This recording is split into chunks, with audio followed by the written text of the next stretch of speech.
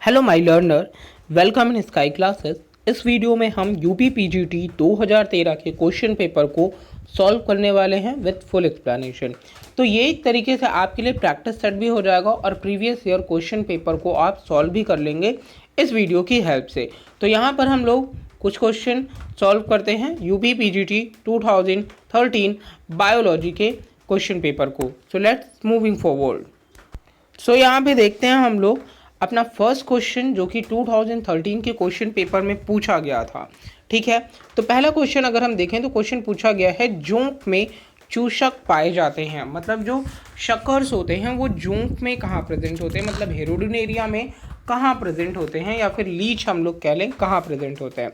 ठीक है, तो अगर देखें यहाँ पर ऑप्शंस, तो ऑप्शन है फर्स्ट शरीर के अग्र सिरे पर, बी है शरीर के पश्च सिरे पर, सी है पूरे शरीर पर, या फिर डी है शरीर के अग्र व पश्च सिरे पर। तो अगर हम यहाँ पर लीच में शकर्स की बात करते हैं तो ये anterior and posterior end of the body में प्रेजेंट है, मतलब दोनों सिरे पर। तो यहाँ पर ऑप्शन नंबर डी हमारा करेक्ट हो जाएगा। क्वेश्चन नंबर 2 है लीच के क्रॉप में कितने कोष्ठक होते हैं। देखिए दोनों क्वेश्चन यहाँ पे लीच से ही आ गए। तो लीच में अगर हम बात करें कि यहाँ पर चैम्बर्स कितने प्रेजेंट हैं क्रॉप में, तो फर्स्ट ऑप्शन है 6, बी ऑप्शन है 8, सी ऑप्शन है 9 एंड डी ऑप्शन है 10। तो हमारा जो करेक्ट ऑप्शन हो जाएगा वो होगा option number D. Question number 3 देखते हैं हम लोग। थर्ड क्वेश्चन पूछा गया है यूरोकॉर्डाटा में उत्सर्जन होता है। तो अगर हम यूरोकॉर्डाटा की बात करें तो यहाँ ऑप्शन देखते हैं नेफ्रोसाइट्स के द्वारा, न्यूरल ग्लैंड्स के द्वारा, ग्लोमेरुलर के द्वारा, या फिर न्यूरल ग्रंथि, पाइलोरिक ग्रंथि, या नेफ्रोसाइट्स के द्वारा। तो यहाँ जो हमारा करेक्ट ऑप्शन होगा वो होगा ऑप्शन नंबर डी। जो यूरोकॉर्डेट्स ऑर्गेनिज्म होते हैं उनमें एक्सक्रीशन की प्रोसेस नेफ्रोसाइट्स के थ्रू भी होती है, पाइलोरिक ग्लैंड्स के थ्रू भी होती है और न्यूरल ग्लैंड्स के थ्रू भी होती है।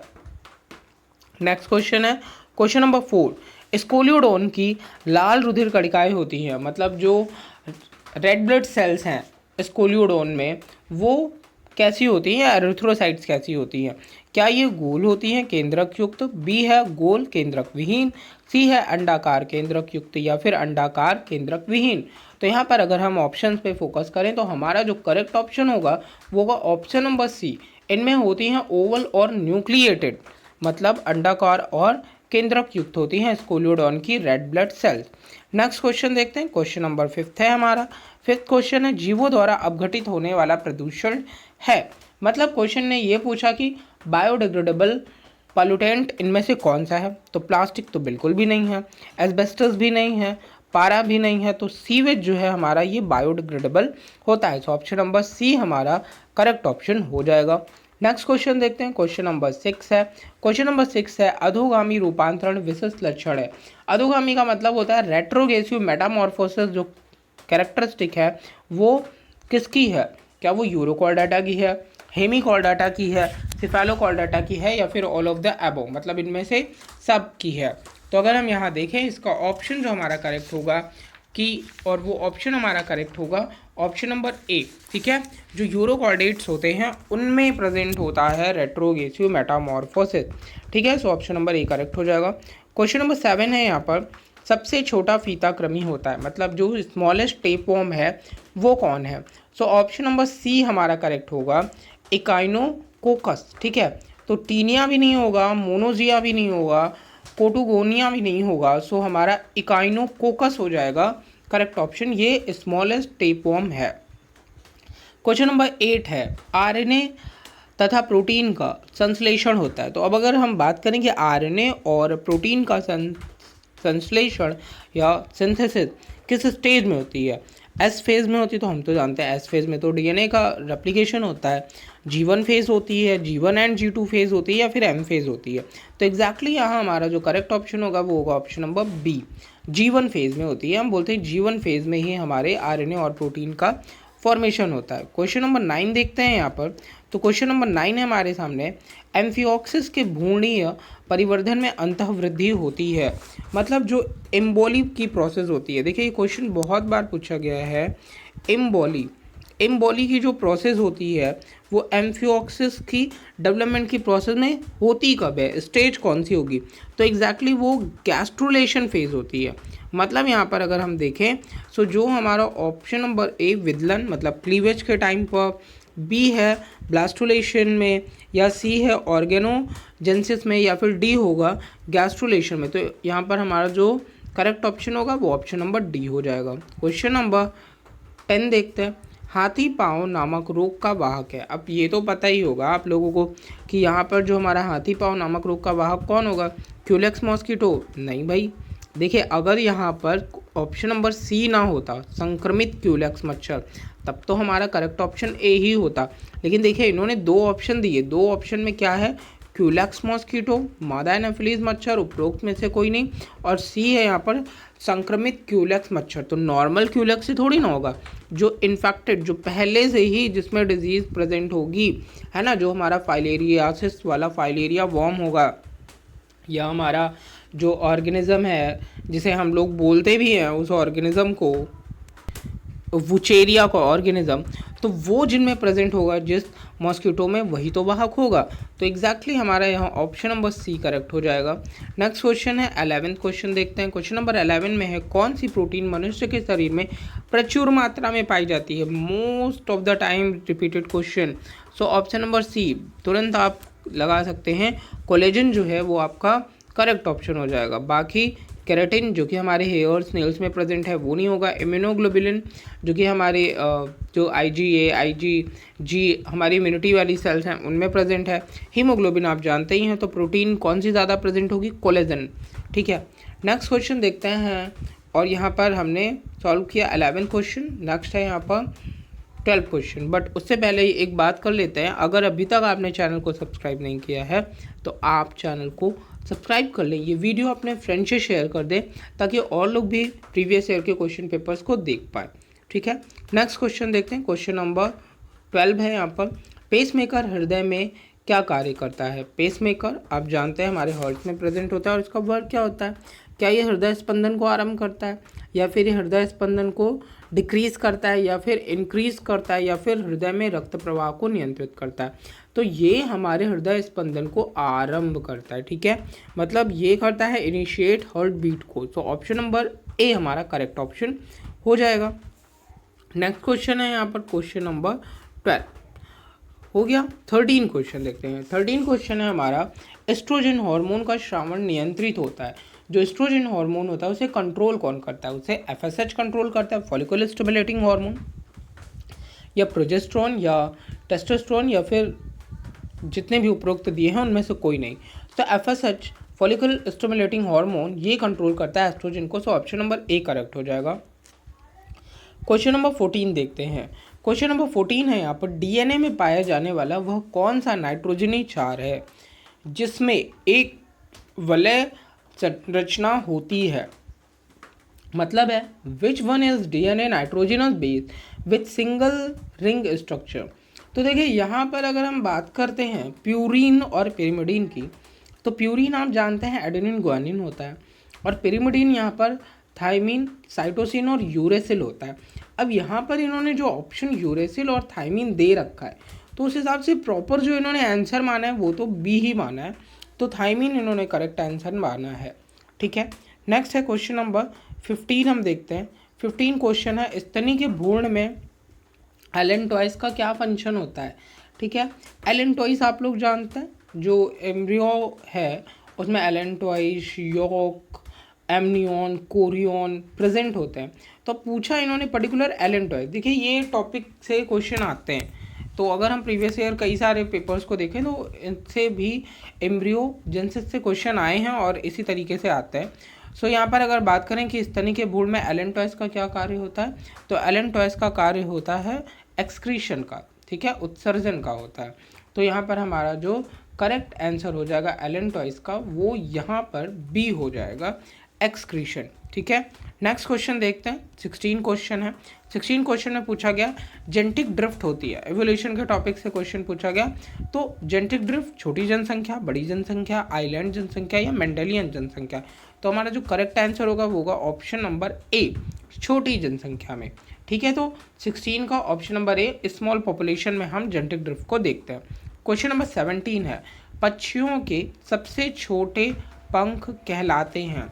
तो जो हमारे बर्ड्स होते हैं उनके सबसे छोटे पंख कौन से होते हैं? बर्ड से भी क्वेश्चन आए हैं, बहुत टाइप के इनमें फीदर्स प्रेजेंट होते हैं। तो यहाँ पर अगर फर्स्ट ऑप्शन देखें तो ये हो जाएगा फिलोपियो में, देन है डाउन्स फीदर, थर्ड है कंटूर फीदर और डी है पिन्नी। ठीक है, तो ऑप्शन नंबर ए फिलोप्ल्यूम जो है वो हमारा करेक्ट ऑप्शन हो जाएगा, ये सबसे छोटे पंख होते हैं। नेक्स्ट क्वेश्चन है 18 क्वेश्चन देखते हैं, वुचेरिया ब्रैंक ऑफ टाई का लार्वा है। अभी हम लोगों ने वुचेरिया की बात की थी जब हम लोग क्यूलेक्स मॉस्किटो को पढ़ रहे थे। तो देखिए एक क्वेश्चन वेक्टर से आया, क्यूलेक्स मॉस्किटो से, और दूसरा क्वेश्चन आया वुचेरिया ब्रैंक ऑफ टाई से।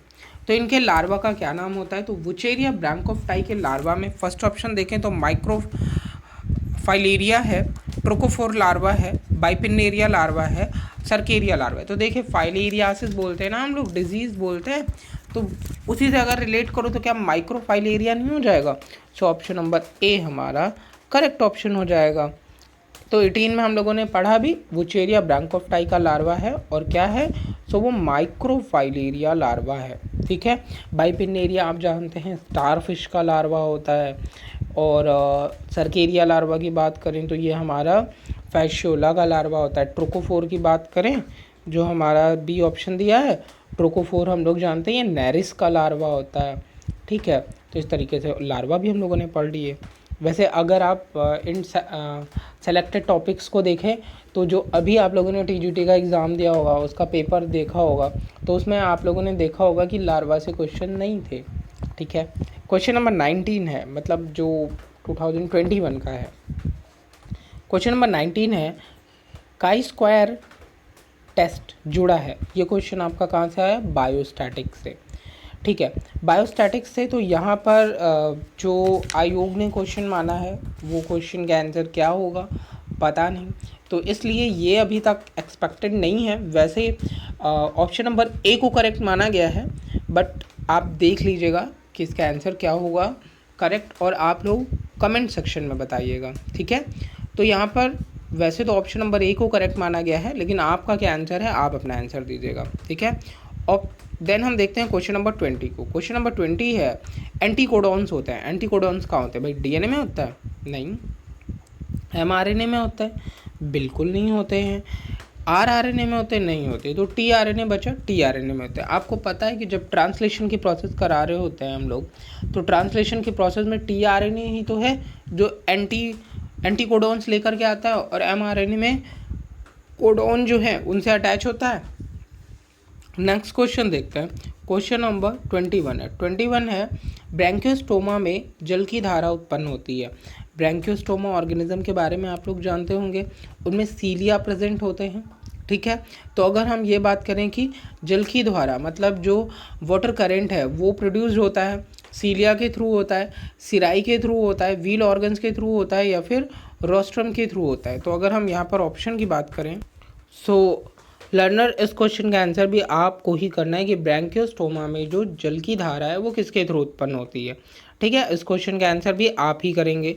नेक्स्ट है हम लोग क्वेश्चन नंबर 22 देखते हैं। क्वेश्चन नंबर 22 है, जैव भू रासायनिक चक्र किसके चक्रण को प्रदर्शित करता है। मतलब अगर हम यहाँ पर बायोजियोकेमिकल साइकिल की बात करें तो वो जो है साइकिल रिप्रेजेंट कैसे करती है? क्या वो पारिस्थितिकी तंत्र में ऊर्जा के प्रवाह को रिप्रेजेंट करती है, या पोषण पदार्थों के प्रवाह को प्रदर्शित करती है, या फिर वाटर को प्रदर्शित करती है, या फिर वो पौधों और जंतुओं के बीच गैसों को प्रदर्शित करती है? So option number A B C D में क्या करेक्ट होगा? तो ये ऑप्शन नंबर बी करेक्ट होगा। बायोजियोकेमिकल, जियो मतलब न्यूट्रिएंट्स, और न्यूट्रिएंट्स कहाँ प्रेजेंट है? हमारी अर्थ में। तो ये हमारा ऑप्शन नंबर बी करेक्ट हो जाएगा। न्यूट्रिएंट्स इन द इकोसिस्टम मतलब पारिस्थितिकी तंत्र में पोषण पदार्थ के प्रवाह से संबंधित ये होता है। तो हमने 22 क्वेश्चन का ऑप्शन नंबर बी करेक्ट हो जाएगा। क्वेश्चन नंबर 23 है। 23 क्वेश्चन है, वाहक प्लाज्मिड के डीएनए में अपनी इच्छा अनुसार जीन का प्रवेश कराना कहलाता है। मतलब हम सब जानते हैं कि हम लोग यूज़ करते हैं बायोटेक्नोलॉजी, तो यहाँ पे क्वेश्चन ही पूछा गया कि ऐसी कौन सी टेक्निक हम यूज़ करते हैं जहाँ पर हम डिज़ायर्ड जीन को प्लाज्मिड वेक्टर में इनटू डीएनए और प्लाज्मिड वेक्टर के डीएनए में इंट्रोड्यूस करते हैं। सो यहाँ पर ऑप्शन देखें तो gene splicing, gene dressing, gene cloning या जीन ड्राफ्टिंग। तो एग्जैक्टली जो करेक्ट आंसर होगा हमारा वो होगा जीन ड्राफ्टिंग। ठीक है, so option number D correct हो जाएगा। नेक्स्ट क्वेश्चन है क्वेश्चन नंबर 24 देखते हैं।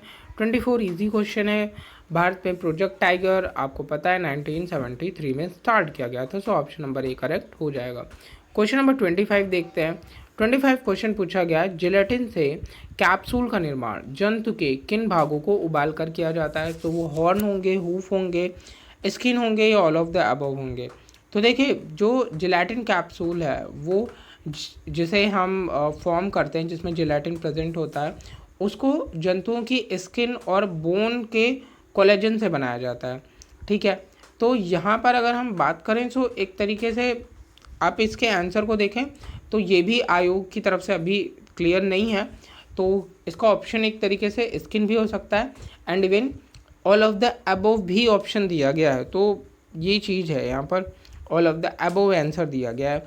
क्वेश्चन नंबर 26 है, हीमोकोरियल अपरा पाया जाता है। अब अगर हम हीमोकोरियल अपरा की बात करें, मतलब हीमोकोरियल प्लेसेंटा की बात करें, सो इसका जो करेक्ट आंसर होगा वो ऑप्शन नंबर ए ही होगा, man and monkey. So option number A correct हो जाएगा 26 का।